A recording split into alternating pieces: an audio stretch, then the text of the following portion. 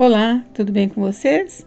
Hoje, dia 162 da nossa leitura do Novo Testamento, nós vamos ler os capítulos 11 e 12 do livro de Hebreus.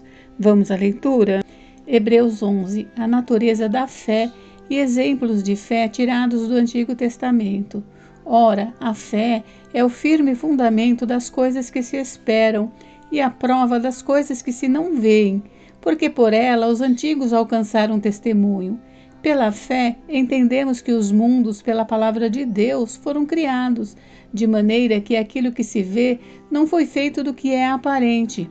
Pela fé, Abel ofereceu a Deus maior sacrifício do que Caim, pelo qual alcançou testemunho de que era justo, dando Deus testemunho dos seus dons, e por ela, depois de morto, ainda fala.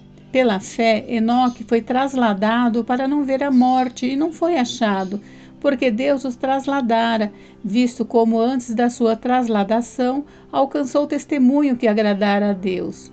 Ora, sem fé é impossível agradar-lhe, porque é necessário que aquele que se aproxima de Deus creia que ele existe e que é galardoador dos que o buscam.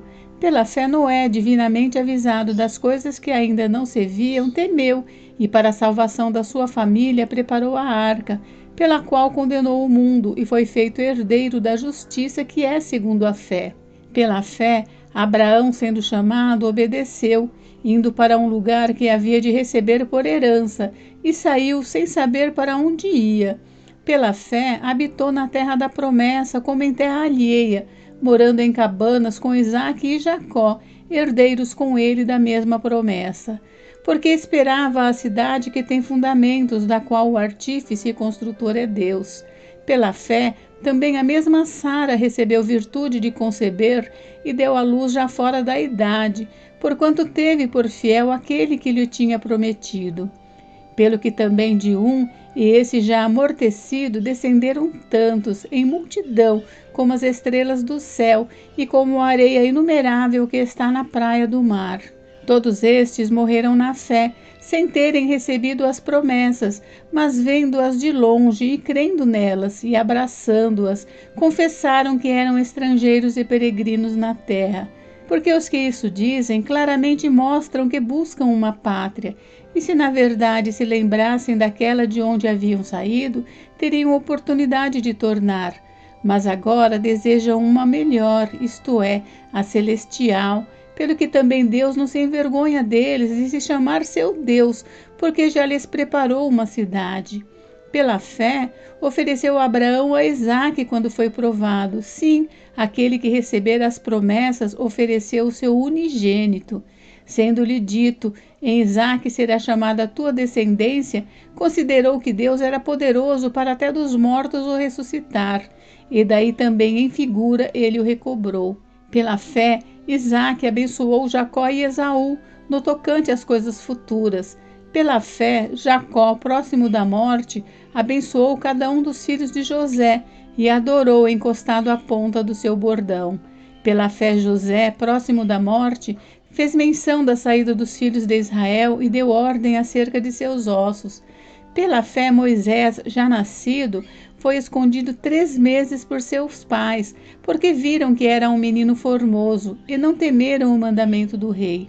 Pela fé, Moisés, sendo já grande, recusou ser chamado filho da filha de Faraó, escolhendo antes ser maltratado com o povo de Deus do que por um pouco de tempo ter o gozo do pecado, tendo por maiores riquezas o vitupério de Cristo do que os tesouros do Egito, porque tinha em vista a recompensa.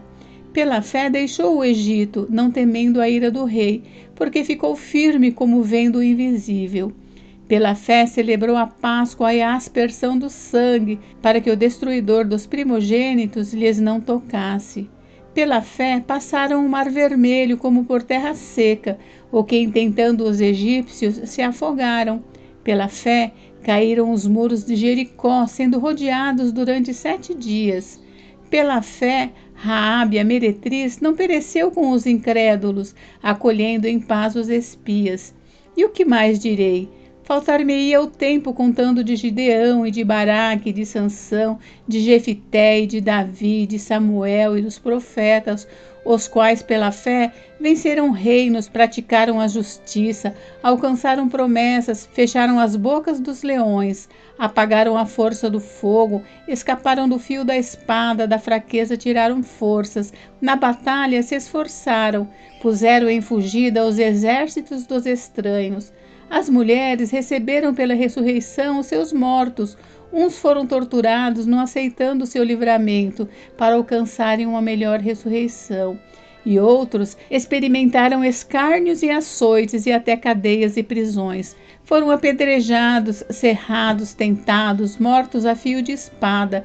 Andaram vestidos de peles de ovelhas e de cabras, desamparados, aflitos e maltratados. Homens dos quais o mundo não era digno, errantes pelos desertos e montes e pelas covas e cavernas da terra. E todos estes, tendo tido testemunho pela fé, não alcançaram a promessa, provendo Deus alguma coisa melhor a nosso respeito, para que eles, sem nós, não fossem aperfeiçoados. Hebreus 12. Perseverança no meio das provações, segundo o exemplo de Cristo.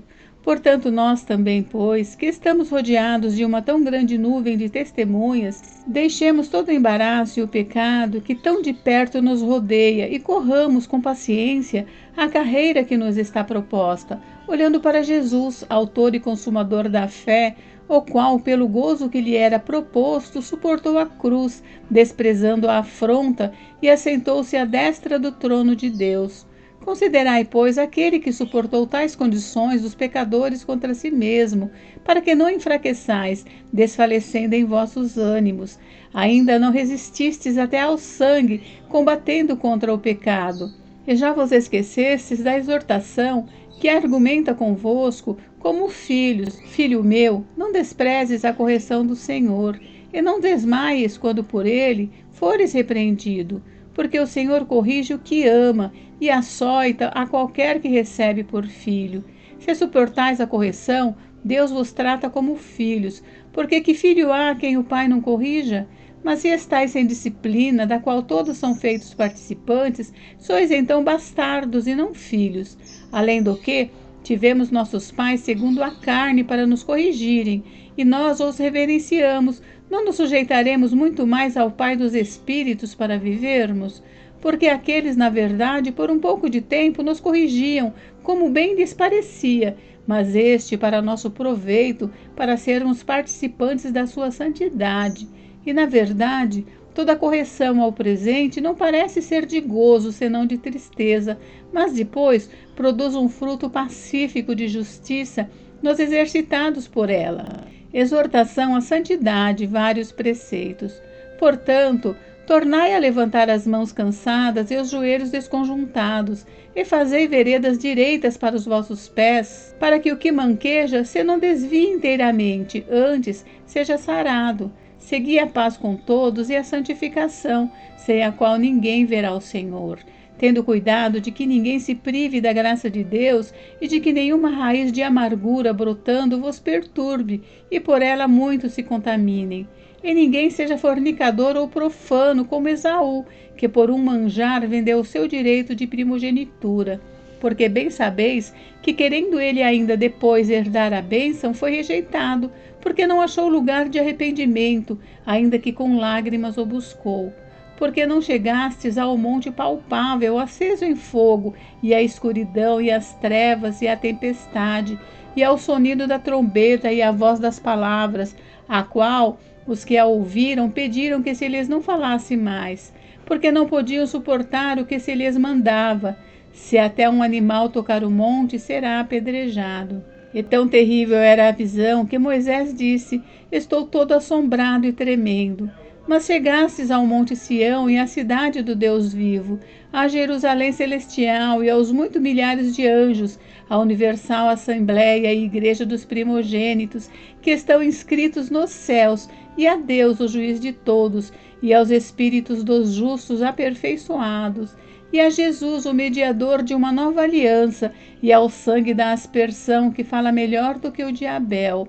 Vede que não rejeitais o que fala, porque se não escaparam aqueles que rejeitaram o que na terra os advertia, muito menos nós, se nos desviarmos daquele que é dos céus, a voz do qual moveu então a terra, mas agora anunciou dizendo: ainda uma vez comoverei não só a terra, senão também o céu. E esta palavra, ainda uma vez, mostra a mudança das coisas móveis como coisas feitas, para que as imóveis permaneçam. Pelo que, tendo recebido um reino que não pode ser abalado, retenhamos a graça, pela qual sirvamos a Deus agradavelmente com reverência e piedade, porque o nosso Deus é um fogo consumidor. Gente, encerramos por hoje, mas amanhã tem mais. Fiquem com Deus, Deus abençoe vocês. Até amanhã.